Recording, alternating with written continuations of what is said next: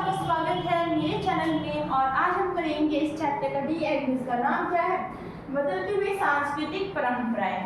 तो इस वीडियो को शुरू करने से पहले जल्दी से ये देख लेते हैं कि आज हम इसमें क्या क्या पढ़ेंगे। महिला, धर्म, कॉपरनिक्स, ब्रह्मांड। ये आपके पास 4 कीवर्ड तैयार हो गए हैं इस वीडियो खत्म करने के लिए।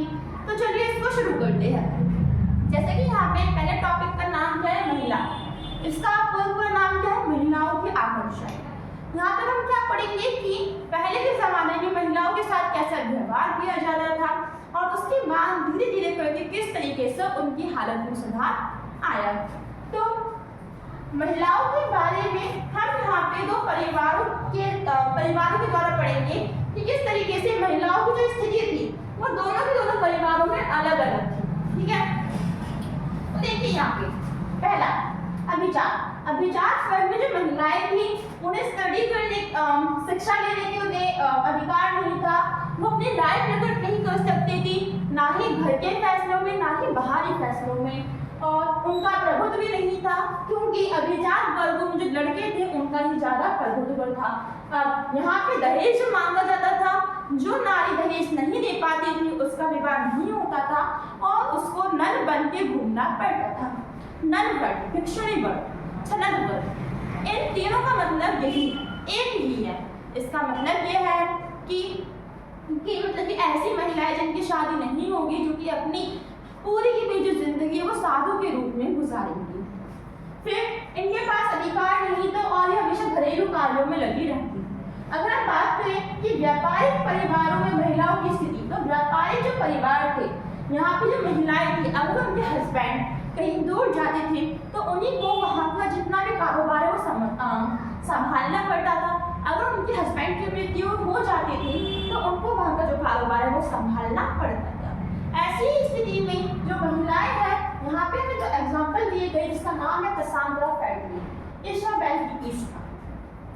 कैसांड्रा फैटले जो कि मानवतावाद को पढ़ती थी और इन्होंने कई बार कई विश्वविद्यालयों में एक स्पीच भी दी है जिसमें इन्होंने महिलाओं को पढ़ने के लिए प्रोत्साहित किया है। अब आता है इसाबेल की ईस्टा, जो कि मंतुआ राज्य की महारानी हुआ करती थी और ये अपने प्रशासन मतलब कि इन्होंने इस राज्य में इतने ज्यादा अच्छे से प्रशासन करा कि ये इसी प्रशासन के कारण आज फेमस है। तो यही था आपका महिलाओं वाला पूरा टॉपिक। अब हम चलते हैं आगे जिसका नाम क्या है, धर्म, अर्थात धर्म के अंदर वाद विवाद।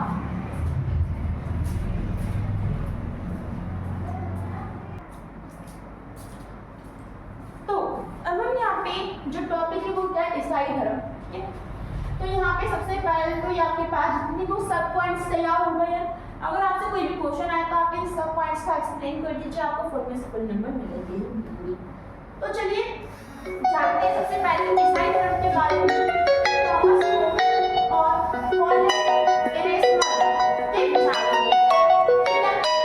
यहाँ पे अगर मैं आपको बताऊं कि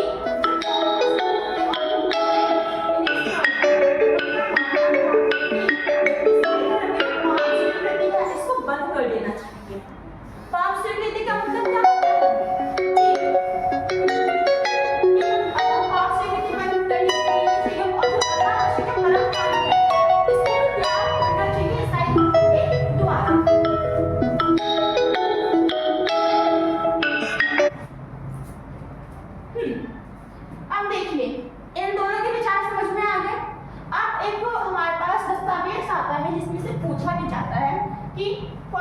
है? अनुदान दस्तावेज है क्या? तो देखिए इसमें मेनली ये बताया गया है कि जब रोम साम्राज्य खत्म हुआ था तो जो कॉन्स्टेंटाइन जो महाराजा था, जो हमने चैप्टर 2 में पढ़ा था, तो उस महाराजा ने एक दस्तावेज बनाया जिसमें उन्होंने बोला कि जो पाद्री वर्ग के जो लोग हैं वो क्या करेंगे, वो भी राजनीति में दखलंदाजी करेंगे, मतलब कि वो भी राजाओं की जो काम है उसमें उनकी हेल्प करेंगे। लेकिन असल में ये जो दस्तावेज था ये जालसाजी थी, मतलब ये जो दस्तावेज था ये नकली था। अब हम आते हैं अपने अगले पॉइंट पर जिसका नाम क्या है, मार्टिन लूथर। बहुत इंपॉर्टेंट टॉपिक है, इसमें तो आता ही आता है 3 नंबर का, तो आप इसको वेरी इंपॉर्टेंट करके टिक कर लीजिए। ठीक है, अब ये जर्मन का था और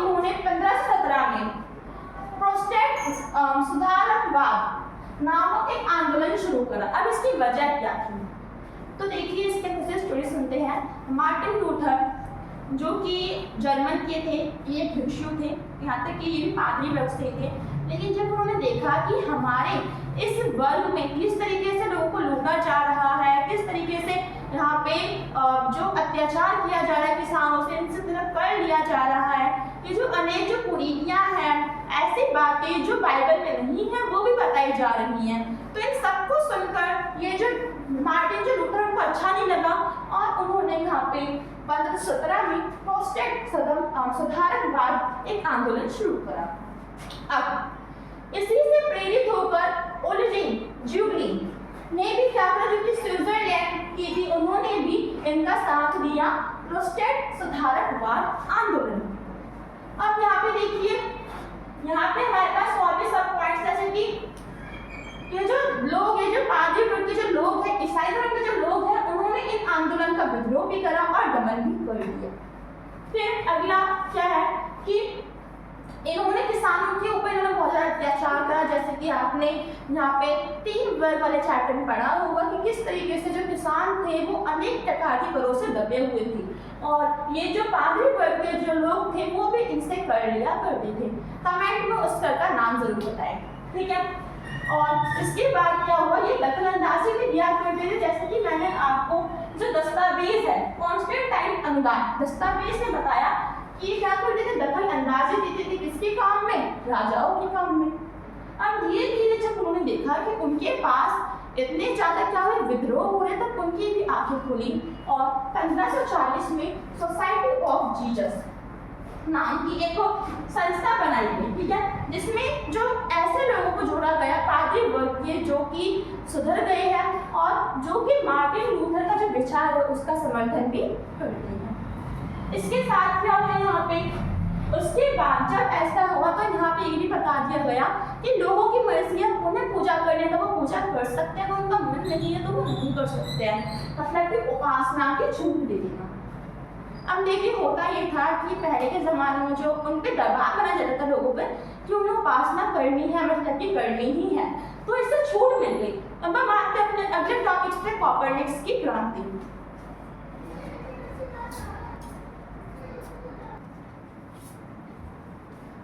अब यहाँ पे आता है मोर इंटरेस्टिंग टॉपिक जिसको पढ़ने में आपको बहुत मजा आएगा, कोपरनिकस क्रांति। देखिए यहाँ पे होता क्या है कि कोपरनिकस एक व्यक्ति, ठीक है, तो पहले जो चर्च थी उसने क्या धारणा फैलाई थी कि जो पृथ्वी है वो घूमती नहीं है, पृथ्वी किसी का भी चक्कर नहीं लगाती है, बल्कि पृथ्वी का जो चक्कर है वो सूरज और जो ग्रह है वो लगाते हैं, ठीक है। इतना समझ में आ गया। ये जो चर्च वाले तो उनकी क्या थी अवधारणा थी, लेकिन क्या हुआ, कोपरनिकस ये जो व्यक्ति है इसने एक खोज किया, उसने पता लगाया कि नहीं ऐसा नहीं है, बल्कि जो पृथ्वी है वो सूरज के चारों ओर क्या लगाती है, चक्कर। तो यही थी हमारी कोपरनिकस थ्योरी। अब यहाँ पे अगला क्या आता है कि उसने इस बात को दी रिवोल्यूशनिस्ट जो इसकी जो बुक है उसमें बताया, ठीक है। और लेकिन ये क्या था, ये भिक्षु था, मतलब कि ये भी बहुत ज़्यादा मानता था और इसको डर था कि अगर इसने कहीं बता दिया ये अपने इस खोज को तो जो लोग हैं वो उसे मार ना डाले। तो उसने जब उसकी मौत हो गई थी तब उसने इस ग्रंथ को अपने शिष्य, जिसका नाम था क्या, शीशम को दिया, ठीक है। जब इसने शीशम को दिया तो होना क्या था, फिर उसने सबको बताया, तो जो लोग थे उन्होंने इस पर बिलीव नहीं करा, लेकिन बहुत टाइम लगा जब इन्होंने इस पर बिलीव कब करा, जब जो गैलीलियो है वो डिमोशन नाम की थ्योरी लेकर आया, तो तब क्या हुआ, लोगों ने कोपरनिकस जो व्यक्ति की जो खोज है उस पर बिलीव करा। अब हम आते हैं अपने लास्ट टॉपिक जिसका नाम है ब्रह्मांड का अध्ययन।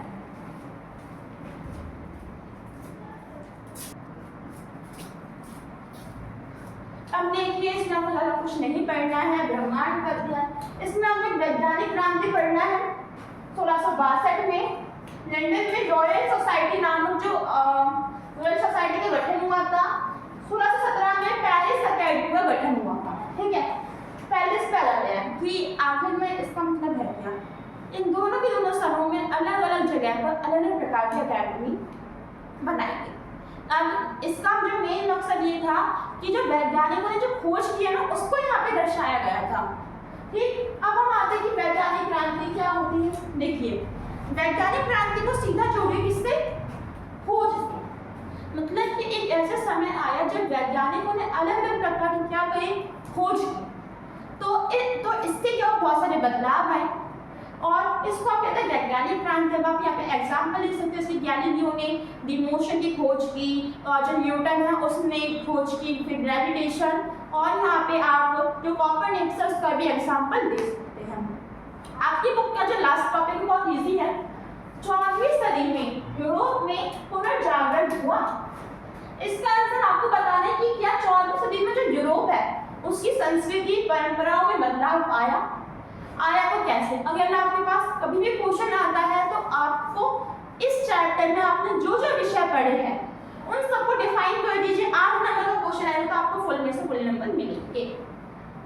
मुझे आशा है कि आपको जो वीडियो अच्छी लगी होगी। अगर अच्छी लगी तो शेयर जरूर करें एंड कमेंट में नेक्स्ट वीडियो लिखिए। Thank you.